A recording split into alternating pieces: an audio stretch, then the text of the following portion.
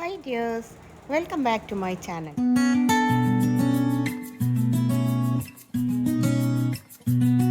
ഞാൻ വന്നിട്ടുള്ളത് വളരെ ഹെൽത്തി ആയിട്ടുള്ള ഒരു റെസിപ്പി ആയിട്ടാണ് കേട്ടോ.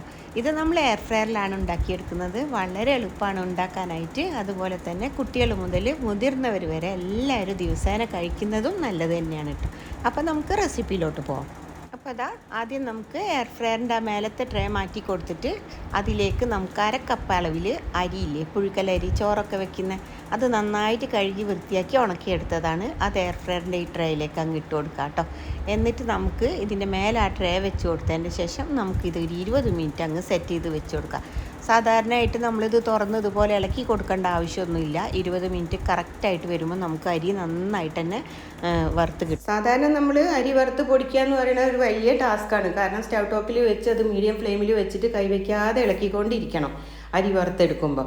അപ്പോൾ അങ്ങനത്തെ ആവശ്യങ്ങളൊന്നുമില്ല. നമ്മൾ 20 മിനിറ്റ് 180 ഡിഗ്രിയിൽ സെറ്റ് ചെയ്ത് വെച്ച് കൊടുത്താൽ മതി. പിന്നെ ഞാനിത് മാനുവൽ മോഡിലാണ് കേട്ടോ സെറ്റ് ചെയ്യുന്നത്.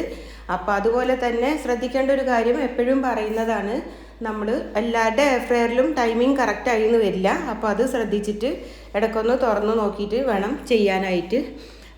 ഇതിപ്പോൾ കറക്റ്റ് എൻ്റെ എയർ ഫ്രയറിൽ കറക്റ്റ് 20 മിനിറ്റാണ് കേട്ടോ. അതങ്ങ് സെറ്റായിട്ട് വരുമ്പോഴത്തേക്കും നമുക്കിതാ ഞാനൊരു പ്ലേറ്റിലേക്ക് 1/4 കപ്പ് അളവിൽ ബദാം എടുത്തിട്ടുണ്ട്. അതുപോലെ തന്നെ 1/4 കപ്പ് അളവിൽ കറുത്ത എള്ള് എടുത്തിട്ടുണ്ട് കേട്ടോ.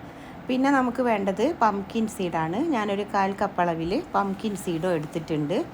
പിന്നെ ഇനി ഞാൻ എടുക്കുന്നത് വാൾനട്ടാണ്. അതും ഞാൻ 1/4 കപ്പ് അളവിലാണ് കേട്ടോ എടുക്കുന്നത്. ഇനി നമുക്ക് സെയിം അളവിൽ തന്നെ, അതായത് 1/4 കപ്പ് അളവിൽ തന്നെ കാഷ്യൂവും കൂടി എടുക്കാം. അതുപോലെ തന്നെ ഒരു 1/4 കപ്പ് അളവിൽ ഫ്ലാക്സ് സീഡും കൂടി എടുക്കാം കേട്ടോ. ഇതുപോലെ നമ്മൾ കുറച്ച് ഉണ്ടാക്കി വെച്ചിട്ട് ദിവസേന കഴിക്കുന്നത് നമ്മുടെ ശരീരത്തിന് വളരെ നല്ലതാണ്.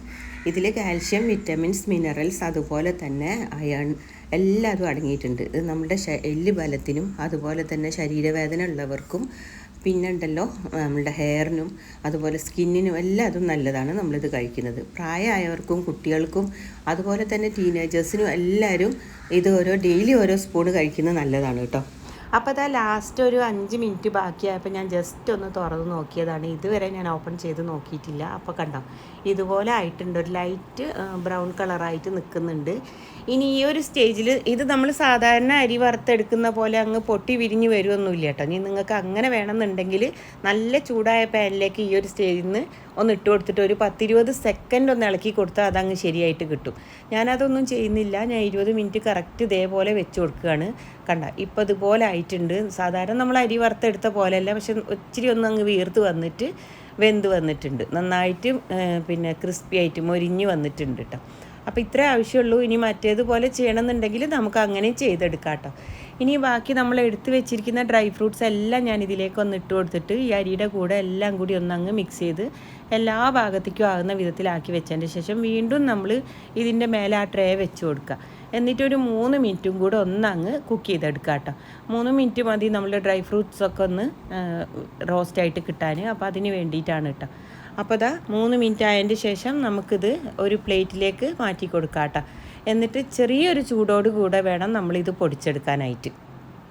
ഇനി ഉണ്ടല്ലോ നമുക്ക് ഒട്ടും തന്നെ വെള്ളമില്ലാത്തൊരു മിക്സിയുടെ ജാറിൽ വേണം ഇത് പൊടിച്ചെടുക്കാനായിട്ട്. ഒന്നിച്ചങ്ങിട്ട് പൊടിക്കണ്ട, 2 ട്രിപ്പായിട്ട് വേണം ഇട്ട് കൊടുത്തിട്ട് പൊടിച്ചെടുക്കാനായിട്ടാണ്. നല്ല പൊടിയായിട്ട് തന്നെ കിട്ടും. അപ്പോൾ ശ്രദ്ധിക്കണം, ചെറിയൊരു ചൂടോട് കൂടിയിട്ട് പൊടിച്ചെടുക്കുക. അപ്പോൾ ഞാനിപ്പോൾ ഇതിൻ്റെ പകുതിയാണ് ഇട്ട് കൊടുക്കുന്നത്. അതുപോലെ ഞാനിതിൽ ശർക്കരയും പിന്നെ തേങ്ങയൊന്നും ചേർക്കുന്നില്ല കേട്ടോ. കാരണം ഇത് ഇങ്ങനെ തന്നെ കഴിക്കുന്നതാണ് ഏറ്റവും നല്ലത്.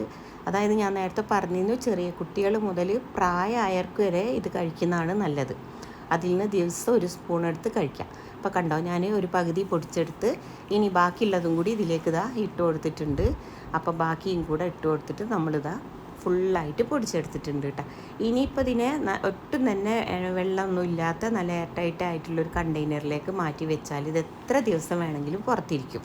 ദിവസം ഓരോ സ്പൂണ് നമുക്ക് മുതിർന്നവർക്കും ടീനേജേഴ്സിനും കുട്ടികൾക്കും ഒക്കെ കൊടുക്കുക. ഇനി കഴിക്കാൻ ഇഷ്ടമില്ലാത്ത കുട്ടികളാണ്, അതുപോലെ തന്നെ നിങ്ങൾക്ക് മറ്റ് അസുഖങ്ങളൊന്നും ഇല്ലയെന്നുണ്ടെങ്കിൽ നമുക്കിതിനെ വേറൊരു രീതിക്ക് കഴിക്കാം കേട്ടോ. അതെങ്ങനെയാണെന്ന് ഞാൻ പറയാം. അതിനായിട്ട് നമ്മൾ ആദ്യം ഒരു മിക്സിയുടെ ജാറിലേക്ക് ഉണ്ടല്ലോ ഒരു 2 ടീസ്പൂൺ അളവിൽ തേങ്ങ ചേർത്ത് കൊടുക്കുക. അതുപോലെ തന്നെ മധുരം എത്രയാണോ വേണ്ടത് അതിനാവശ്യമായിട്ടുള്ള ശർക്കര ചേർത്ത് കൊടുക്കുക. ഞാനിപ്പോൾ ഇവിടെ ശർക്കരയുടെ പൊടിയാണ് ചേർത്ത് കൊടുത്തത്.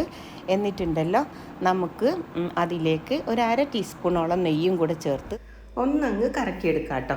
എന്നിട്ട് അതിലേക്ക് 2 ടേബിൾ സ്പൂണോളം നമ്മൾ ഈ പൊടിച്ച് വെച്ചിരിക്കുന്ന ഈ പൊടിയും കൂടി ചേർത്ത് കൊടുത്തിട്ട് വീണ്ടും ഒന്നങ്ങ് കറക്കിയെടുത്താൽ സംഭവം സെറ്റായിട്ടോ. ഇത് നമുക്ക് സ്പൂൺ കൊണ്ട് കോരി കഴിക്കാം, അല്ലെങ്കിൽ നമുക്കിതുപോലെ ഉണ്ടാക്കിയിട്ട് കുട്ടികൾക്ക് കൊടുക്കുമ്പോൾ ഉണ്ടായിട്ട് കൊടുക്കുമ്പോൾ നല്ലതാണ്. അപ്പോൾ അവരിഷ്ടത്തോടെ തന്നെ കഴിച്ചോളും.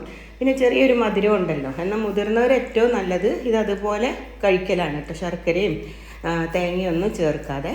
പിന്നെ മറ്റസുഖങ്ങളൊന്നും ഇല്ലാത്തവർക്ക് നല്ലതാണ് ഇതുപോലെ തന്നെ കഴിക്കുന്നത്. അപ്പോൾ എന്തായാലും എല്ലാവരും ട്രൈ ചെയ്ത് നോക്കുക.